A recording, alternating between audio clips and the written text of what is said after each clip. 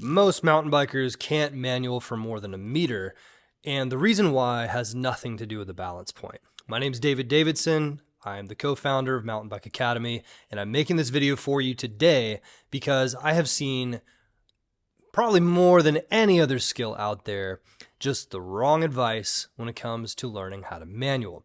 And I'm going to be showing you a unique body first method today. So if you stay to the end, I'm actually going to walk you through step by step. There's about 3, 4, 5 different steps, and you got to watch to the end because if you skip anything, you're going to miss the important part that could have been the thing that got you to manual for more than a meter.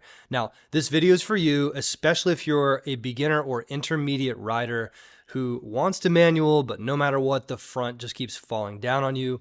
You keep pulling backward with your body, but nothing can keep that front wheel up. No amount of Viagra could possibly help you with this problem. So here we are. Let's dive in. All right, so the first thing I told you is that you don't need to worry about the balance point. It's kind of true because what most coaches, instructional videos, whatever, they're going to talk about this balance point. And the problem is if you can't balance off the bike, you absolutely cannot balance on the bike. And so there's a couple balance things that we need to be able to do first. And the first one is we need to be able to balance with our weight moving forward, and we need to be able to stop that weight. So I have a very specific suggestion for you. And the first thing I want you to give a try is instead of thinking about pushing the bike forward and pulling your body weight back, hey, let's just focus on what does it feel like to stop a movement that's pushing back on us, okay? So most riders, what they do is they go out there and they practice for months, for years, and that's commendable, nothing wrong with a lot of practice, and frankly, you're still gonna need to be able to do some practice, if I'm honest. But the thing that I hate seeing more than anything else is mountain bikers who are proud of their 5-year practice sessions where they've made almost no progress, or the progress that they've made still feels like the front falls down on them. That's not okay. The reason why is because you were once a child, and in your God-given ability, you were able to get up and stand up and just balance. You could do it. And you can't do it on a bike now. Why? Because we've trained our bodies to be still. We've trained our bodies to be just desk bodies, okay? And again, I've been there before, not knocking a single person, okay? Proud of you if you're a good provider for your family, for being a good desk worker, but we got to get that out of here. Now, if you're here to be a guardian of the gravity, you know, that's what this movie, this is a movie, right? That's what this channel is about, to be guardians of the gravity guardians.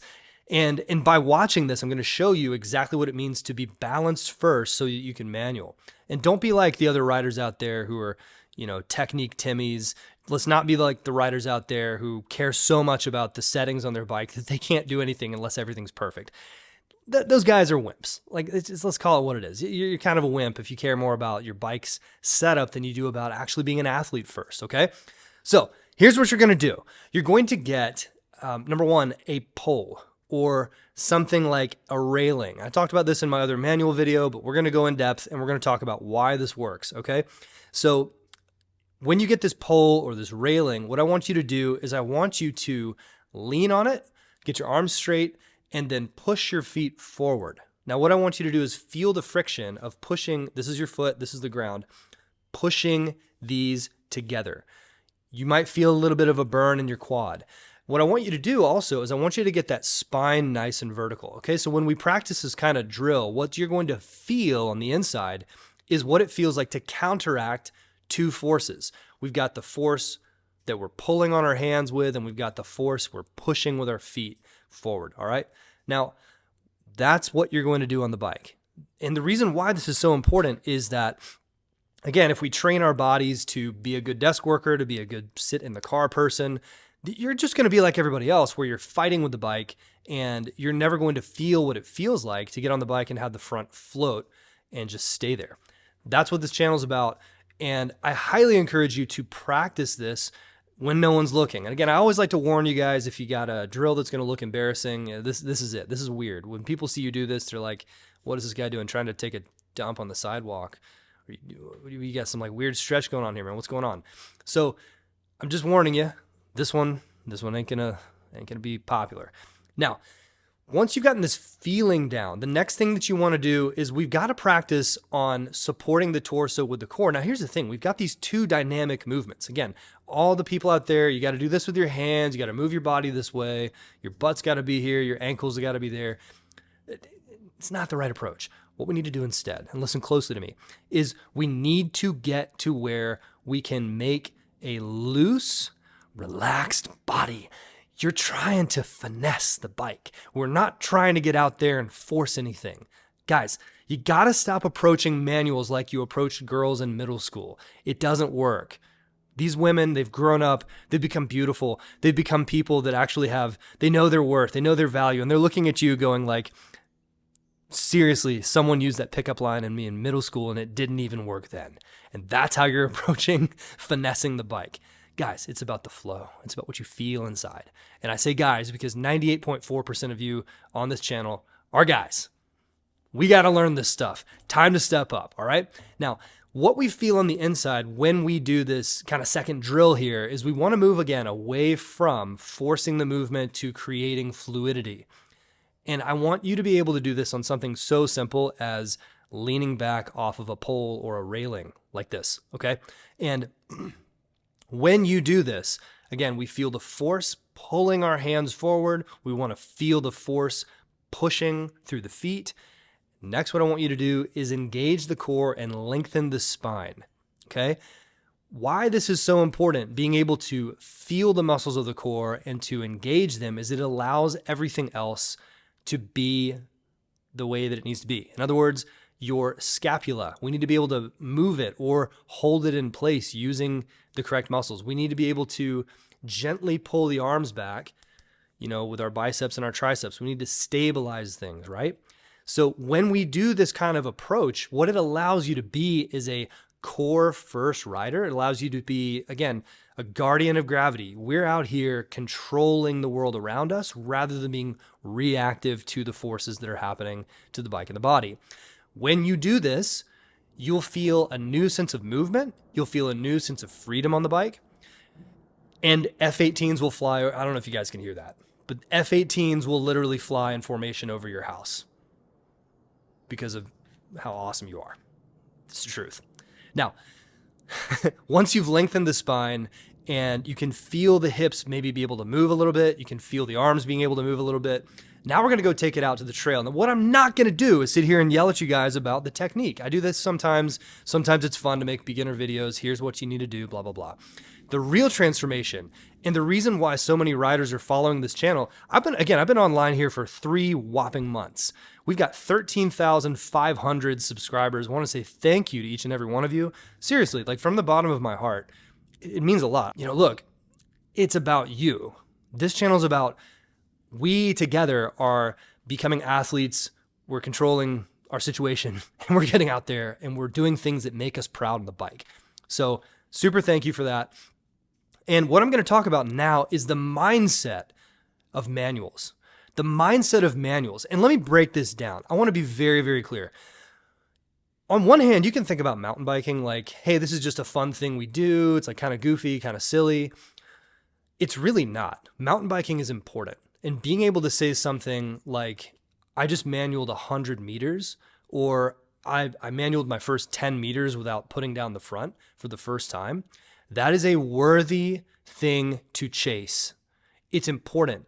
Yes, maybe you've got a family. Yes, maybe you have people that count on you at work.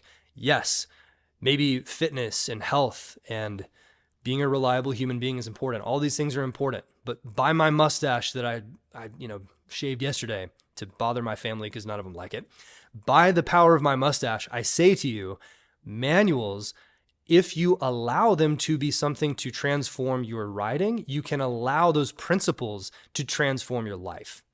Here's the principle. When you manual, again, we talked about how to elongate the spine and how to start with the core and support the torso and really, really be the initiator of movement, all right? If we can learn to play around with manuals, it's less about the body position and it's more about who you become and the type of fluidity that you create in your movement while you do those techniques. Does that make sense? So if you're listening to this channel, pop a like down below right now if this resonates with you, because again, we want to be great at mountain biking. And in order to do that, you can't just practice technique for years and months. I mean, you'll eventually maybe be good at manualing, but you'll always feel like you're forcing it, or it's going to take you years when it could take you hours or minutes or weeks to master the skill. So listen to me when I say the mindset of manualing has 100% to do with finding playfulness inside of the structure of the manual, okay? So again, we practice hanging off of the bar to get a feel for what it feels like to be at that balance point. Now, if you want to get the full breakdown of the technique, go check out my other manual video. It's gotten like way too many views. It's awesome. Super excited about that. Check that out after you watch this. But first, I want to talk about the mindset of doing this, okay?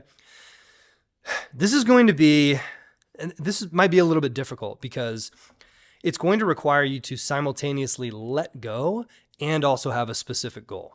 It's going to require you to let go and also have a specific goal, all right? The goal is a manual using the balance point to float, all right? What I want us to do when we're manualing is I want us to adopt this concept of having the hands float in front of us and have the body be relaxed, hands first, okay? One of the very few things that I'm ever going to talk about that is hands first is being in the balance point of the manual, okay? Now, this part assumes that you understand how to initiate the front wheel lift to get the bike up into the balance point, or it assumes that you can get low and squirt the bike out in front of you and like shove it out in front of you to get to the balance point. Once you got the bike to the balance point, then it becomes we need to completely relax while having muscles activated, all right? The reason why so many people struggle with manualing is because it's a very athletic move and we try to overdo it with too many stiff, rigid muscles, okay? As soon as the wrong muscles become stiff and rigid, I'm gonna go through these sequentially. As soon as these muscles go stiff and rigid, then the system of the manual means that we have to move something else that wasn't supposed to move, and it throws us out of balance. So I'm gonna walk you through example number one. Now, if you get your hands in the correct position, which if you are on a dirt jumper, sorry, let me start with BMX. If you're on a BMX, your hands will be almost down to your hips. That's all you need to do to be able to hold a manual, just like this, like down here. You can float the front wheel up sometimes 4, 5, 6 inches off the ground, and you can be totally balanced on a BMX bike. Dirt jumper, your hands may be level with the armpits or so, depending on the size of your body, the size of your bike, okay? Now, if you're on a trail bike, which is what most people watching this channel are going to be on, I know you guys secretly have a desire to be like a gravity rider, but you know, we got to have a bike that works for everything. So trail bike, if you're on a 29er and it's a long frame, then your hands might be above your shoulders. Your hands might be above your shoulders on the balance point. I want you to experiment with this. Make sure your scapula are pulled back the entire time you're doing this move.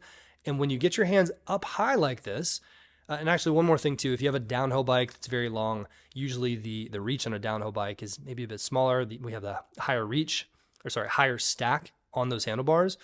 Your hands might be, you know, level with the horizon, or you might be riding it like a chopper, just depending on your body and your bike's geometry. When you're in this position, the most important thing is we want to have the scapula retracted and we want the hips to be dropped and relaxed. During this time, you will need to have your entire core engaged. Your scapula are going to be protracted. That means that these muscles are going to be pulling back, and we're going to have gentle tension in the arms. So gentle tension kind of feels like if you were, like, let's say you got your son or daughter and you're dancing in a circle and spinning around, you just don't want them to fall back. That's gentle tension. Hyper specific, right? Can you tell I have 2 kids? So that gentle tension in the upper body, when we can achieve that, it's a function of having the core supporting the interface between the upper body, which probably doesn't need to move much, and the hips, which are stable for the feet to go like this, right? So when the upper body here is nice and stable, we have to be able to let go. We have to be able to mentally relax in order to physically relax. All right. So we spend so much of our time fighting to get the bike here and there that we forget to just get the hands up and relax. So this is the key. This is the key. Now, again, I break down more of the techniques in the other video. So if you're like, well, what do I do? Cool. If you want to do that, fine. But gosh, you have to be able to engage the right muscles in the core to be able to appropriately relax the right muscles around the core. All right. Now, once you've done this, you're going to feel like the front end will just float forever. It's amazing. Again, gentle tension in the arms, gentle tension in the scapula, gentle tension throughout the entire core. I'm talking about around the ribs. I'm talking about stomach. I'm talking about the side. I'm talking about your lower back. Now, here's what happens if we tighten the wrong muscles. Let's say that you are trying to shove the bike forward as hard as you can, and we tighten the deltoids and we push.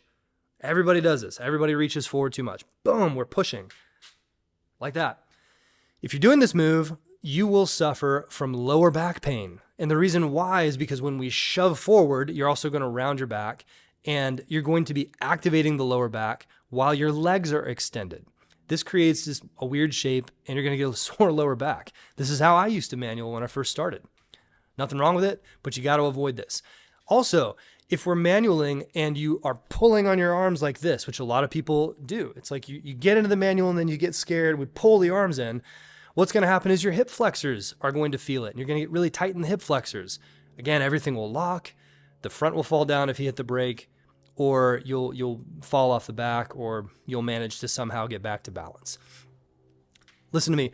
The most important thing, again, is being able to gently activate the core, gently activate the scapula, gentle tension in the arms, and that allows us to relax and focus on balancing through the feet.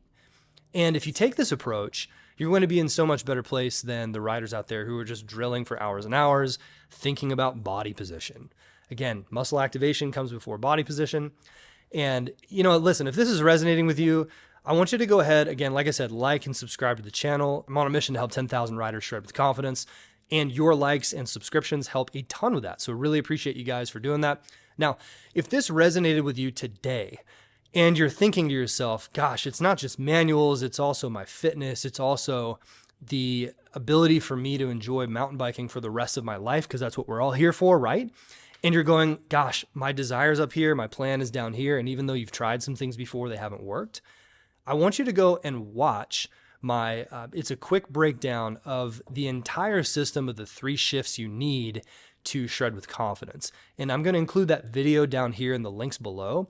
And if you watch this free thing, I just made this like last week. It is new for 2024. And this is based on working with riders who to work with me one-to-one, me and my team and John, my brother-in-law, to build custom workouts for these people. And so we took the principles of all these riders like Jason, who, he's been practicing manuals for longer than I've been riding. Riders who've done really well with this. And what I did is I took those principles and boiled them down into this free video for you to watch. I want you to watch that video right now if you haven't got a chance to already take care of the manual video that I talked about. So watch them both. And when you watch this video, you're going to see what are the principles that'll take you from intermediate to advanced or help you break through plateaus as an intermediate rider. You're going to have a lot of fun watching it. I made it just for you. So go ahead and watch that video, and I'll catch you on the next one. This is David Davidson. I'll see you next time. Thanks.